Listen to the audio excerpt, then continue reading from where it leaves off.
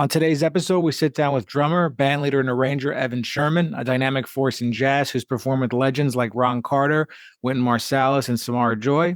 A New Jersey native, Evan began giving professionally at 13 and has since lit up stages around the world from the Village Vanguard to Tchaikovsky Hall. So whether leading his powerhouse big band or swinging with the quintet, Evan brings soul, tradition, and serious groove to every beat. And we're live. Evan, good to see you. Thanks for joining me today. Good to see you, Abe. Thank you. While I was reading your bio, I also realized, you'd also perform with Joey DeFrancesco. That's the first time I heard you play. I think I saw you sit in with him at Birdland one time. Do you remember what I'm talking about? Yes, of course. So Wow. you were just invited to sit in that day? He knew you were in town, that sort of thing? Well, I met him around that time, and he was very welcoming, and that was actually maybe the second time that he had called me up to sit in with him, and yeah, that was a great blessing.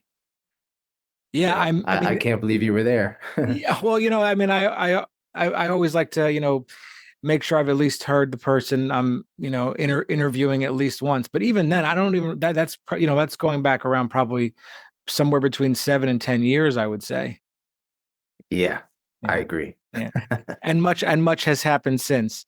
So, I Yeah. guess first and foremost, I know you're on the road quite a bit now, and I know especially performing with Samara Joy as well. So, talk Yes. to me a little bit about what's been happening this year and what you're looking forward to in the upcoming months. Well, yes, there's been a lot of time on the road. We just got back from a month in Europe, almost a month was, and before that we were in Asia. And it's been an amazing 3 years of touring with Samara, and I'm learning a lot, and it's an really amazing opportunity. We recorded last year at Rudy Van Gelder's studio for 3 days, which was another amazing experience. And that turned into her latest record called Portrait.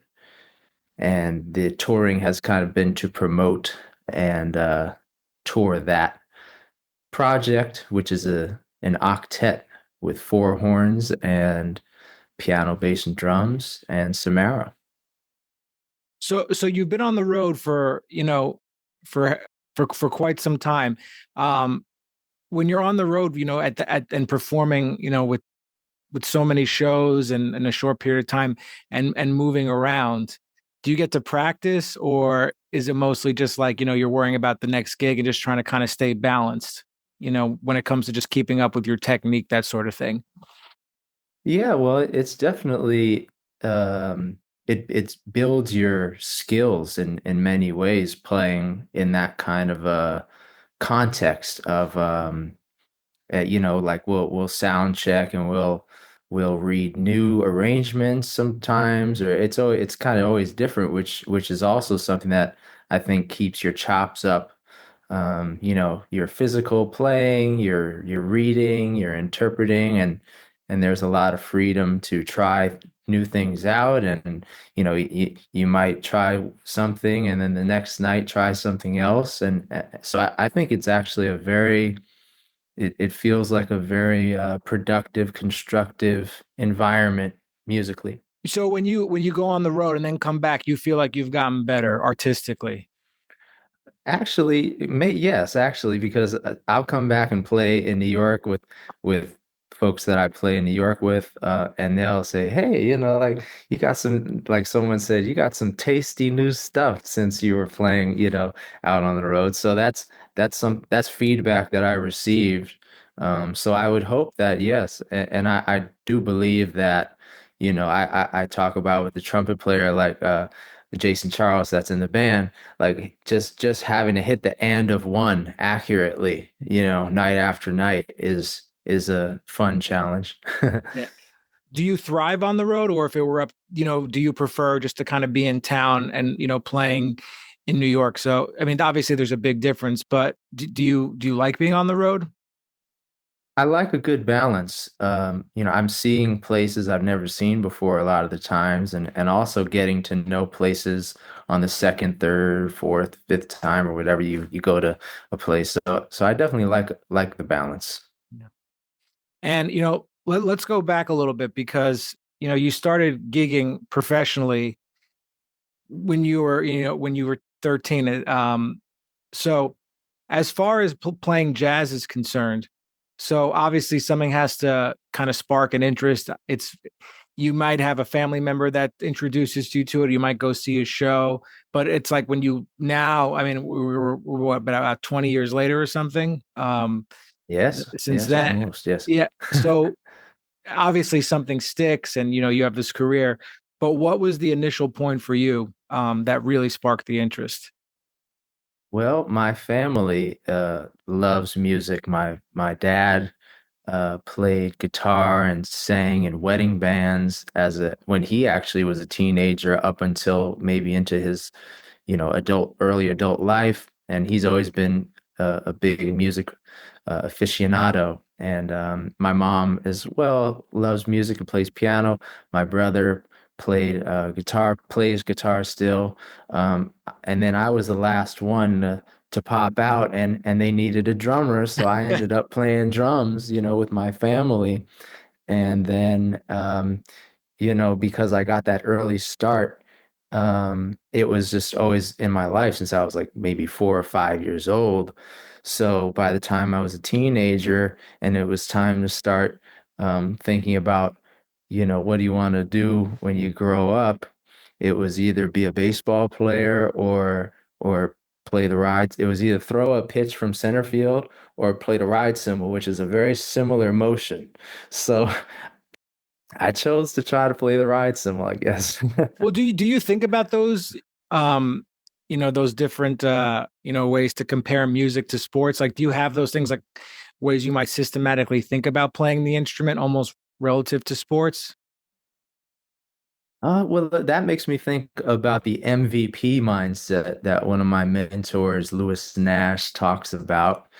And basketball, you got quintets out there working together, teamwork. You got selfish players, you got unselfish players, people that play defense, people that don't play defense. I do see a lot of correlations between the two. Yeah, you would say it's a team playing jazz, a team sport. I'd say that feels good, right? When everyone's kind of like, you know, throwing each other alley-oops and passing it around and yeah. I mean, everyone can come from different musical upbringings and have different influences. There's so many dichotomies of jazz, even though the music is still a baby in many senses. So if you're playing with someone who might have a different perspective than you might have, does it have to be about them personally to have the musical connection? If you guys just come from different places, you have to find some common ground personally, you think? I think the more that you study and can be aware of your surroundings, it will help you come up with a good way of operating, if that makes sense. Um, yeah. I mean, I guess it would be good to have the ability to be malleable in many situations and different artists.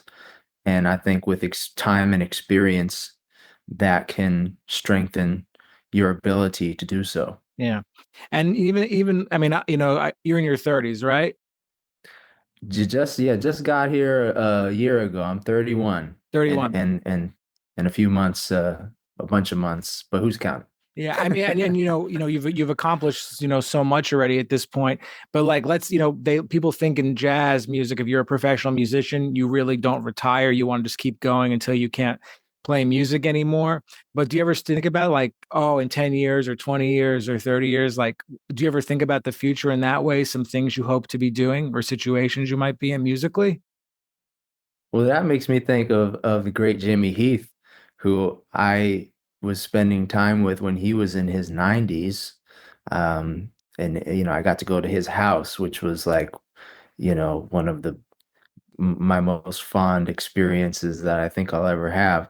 And getting to play in his band, and he was in his 90s and he was working on Round Midnight, a big band arrangement, till the very end, which was kind of symbolic, even in his sense of humor. He was like, "Yeah, I'm working on Around Midnight right now because I'm getting he said I'm on 91st Street, he would say. So yeah, I'm sure as life goes on, we'll do different things and have different um I guess the jazz community has such a wide age range, and when you're at different ages, sometimes your position in the community will evolve from young newbie rising star to not so new, and then you become, hopefully, you just keep getting better and more seasoned. Hmm. Yeah, well, what's interesting too is that some people, that they say are rising stars are in their 40s or 50s in this music. Yeah, yeah. It's it's it's a trip when you think about it, but I guess you're right that there that that but once you're pro, you're professional, I think. But there are some musicians who, they might look at, because they're older, they might feel like they need to teach something to younger musicians, even though those younger musicians can play. Um, but I would imagine, just the way you're speaking about it, that the older musicians you worked with, it's like take you under your wing, but in a positive way, and they don't, your age isn't really a factor in it. Well, yeah, I mean, you're still young blood, but most I've been very lucky to have great uh big brothers and fathers and uncles and grandfather, like very, very lucky in that way. So as far as your first jazz gig, let's go back. Do you remember the first time you played with like playing standards with a trio or a quartet? I mean, or maybe you're one of your first Oh yeah. gigs like that? Yeah. So when I was like just getting to be about 13 or 14, I uh I was umpiring for Little League. Like I said, I was kind of into baseball at that time, and then also into music.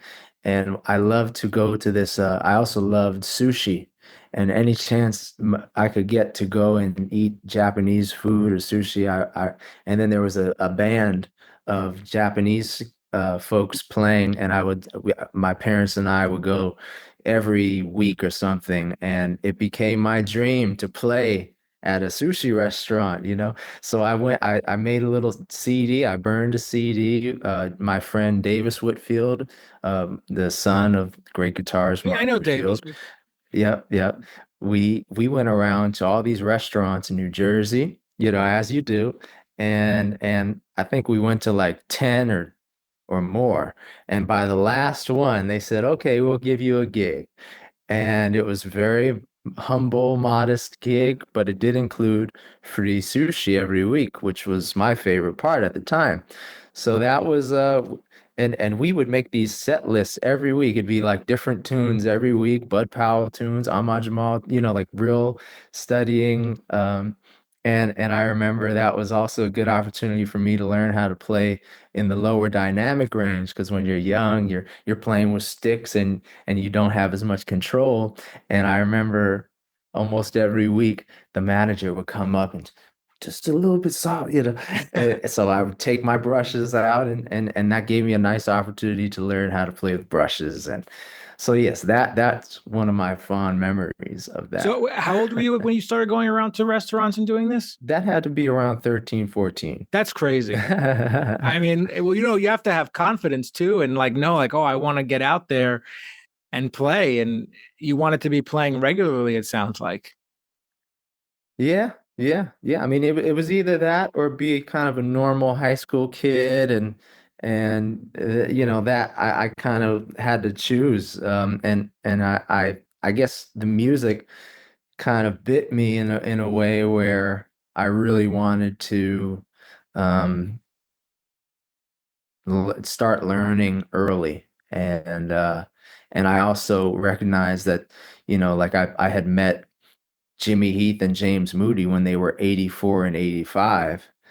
And I was like, "Well, I mean, what am I gonna do? Just like be like, oh, nice to meet you, and then not uh continue that relationship of getting to know these guys. So I'm lucky that I was able to catch some people that passed away.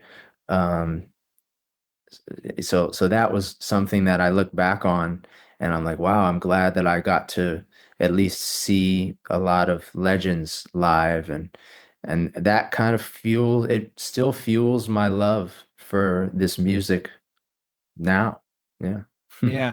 I mean, but even going back to, you getting it's someone who can think outside the box. I mean, even at a young age, if you were to fast forward to now, like that type of thinking when it comes to career wise or, being a professional, are there any things you think about like, oh, this kind of reminds me of like what I was like when I was a teenager? Anything come to mind?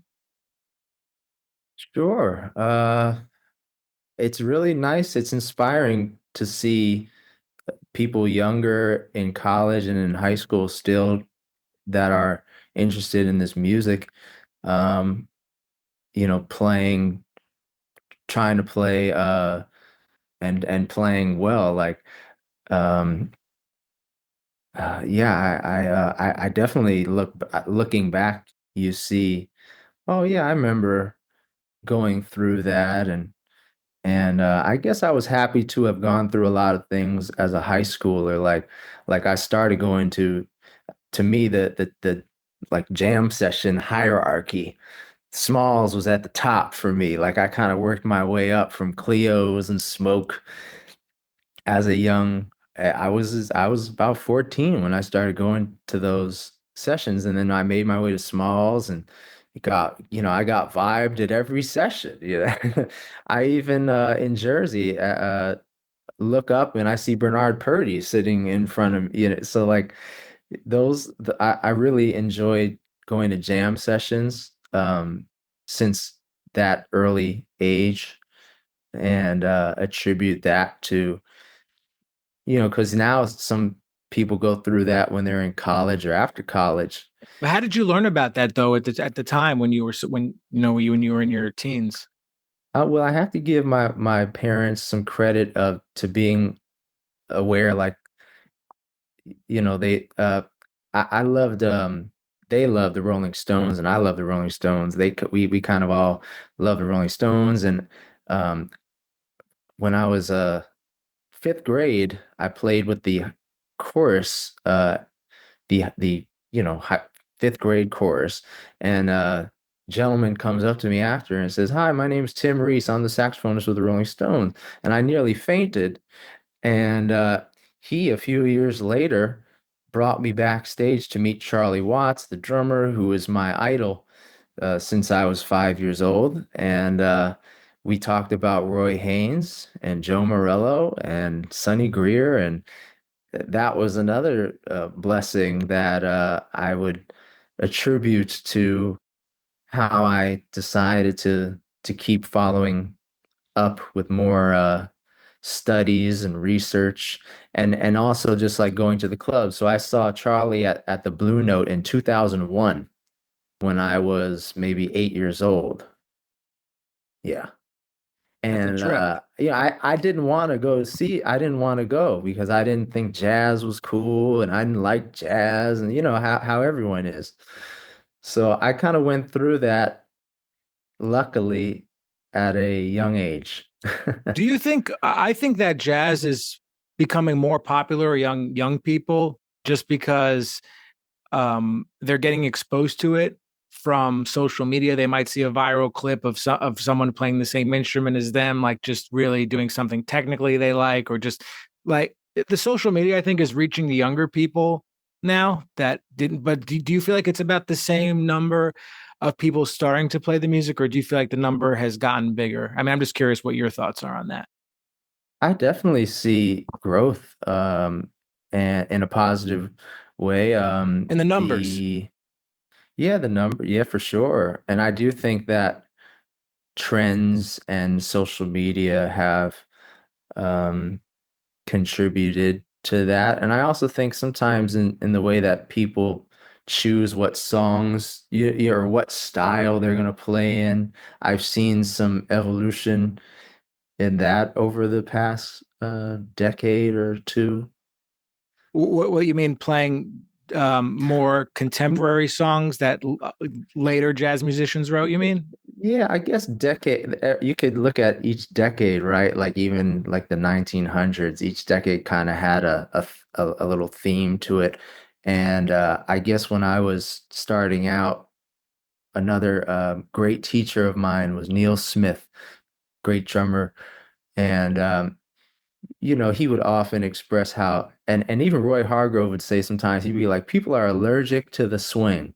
He would say that, because I think maybe 10 years ago, 15 years ago, but now it seems that a lot of people are into going down to a jam session and they're fine with playing a standard or a Charlie Parker tune, maybe more so than 10 or 15 years ago, and maybe that's due to a trend. I also think that maybe the pandemic broke things down in a way where it was like time to play acoustic. Like all we had was acoustic bass, maybe a guitar, maybe a keyboard, drums, it's like it took away all the electronics in a way. So it was like, all right, we're just left with. So I saw a lot more people gravitating towards playing standard repertoire or well-known jazz songs. Maybe because of that, I could be wrong, but that's my speculation.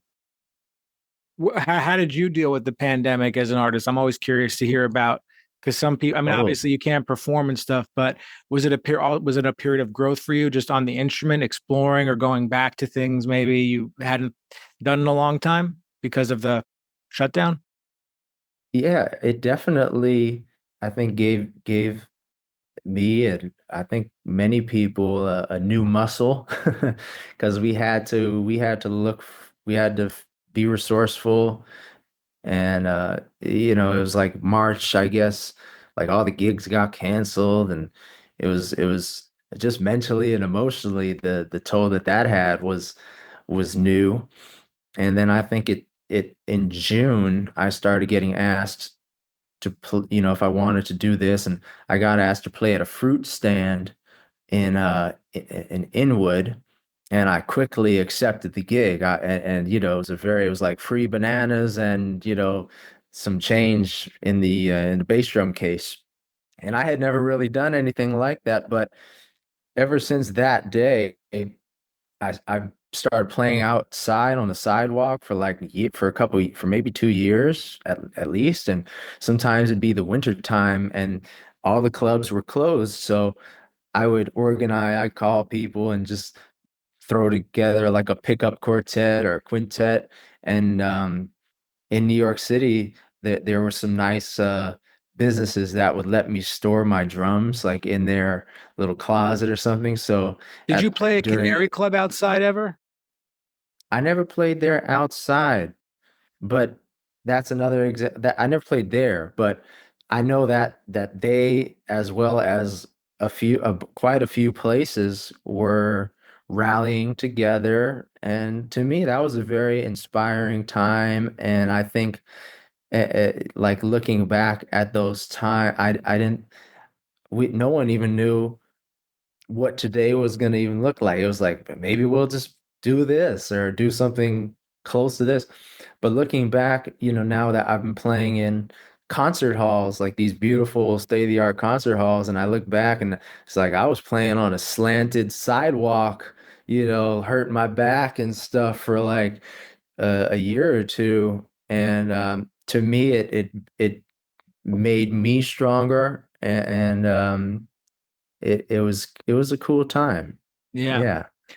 Yeah, I remember during that time, like I was like, I have to play, otherwise I'm gonna like I was like, I have to play because the year was looking really good. And I remember I made a separate section of my website. It was like called outdoor music for restaurants. That was like title. It was like just a Yeah, separate section on my website, and I remember I would send that out. But I remember finally getting a chance to do it, and it's like after not doing it, it's just it's a trip because you have to, it's a muscle you have to get back into playing for people out in public, I think. sure. Definitely. Definitely. And I think it made everyone stronger if you did that. Yeah, Yeah, I I mean, mean, just playing. It's important to play. Otherwise, you'll get atrophy, yeah, right? that's muscle atrophy, Yeah. right? Yeah, Yeah. in every way. Yeah. No, Evan, this has been great. Thanks so much for taking the time and answering some of my questions today. It's been really insightful, and yeah, really enjoyed the conversation. Thank you, Abe. My pleasure, and thanks for doing this.